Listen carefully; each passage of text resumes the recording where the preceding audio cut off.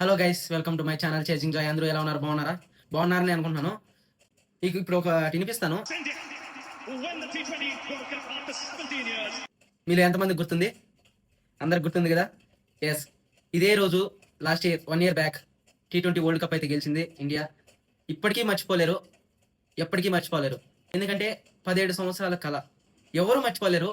ఒక్కరిని అని పొగడలేం. టీమిండియా మొత్తం ఎంటైర్ టీమ్ పర్ఫార్మెన్స్ చేశారు.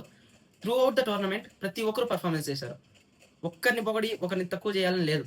రోహిత్ శర్మ పర్ఫామ్ చేశాడు, విరాట్ కోహ్లీ పర్ఫామ్ చేశాడు, రిషబ్ పంత్ పర్ఫామ్ చేశాడు, సూర్యకుమార్, చెప్పండి ఇంకెవరు పర్ఫామ్ చేయలేదు చెప్పండి. ఆల్రౌండర్స్ పర్ఫామ్ చేశారు, బౌలర్స్ పర్ఫామ్ చేశారు. ఫైనల్ మ్యాచ్ గురించి మాట్లాడుకోవాలి మనం. ఫైనల్ మ్యాచ్ లో ఒకనొక సమయంలో మ్యాచ్ పోతుందన్న సమయం సూర్యకుమార్ యాదవ్ ఆ క్యాచ్ పట్టడం, హార్దిక్ పాండ్యా 0 to హీరో. ఎవరు మర్చిపోతారు చెప్పండి?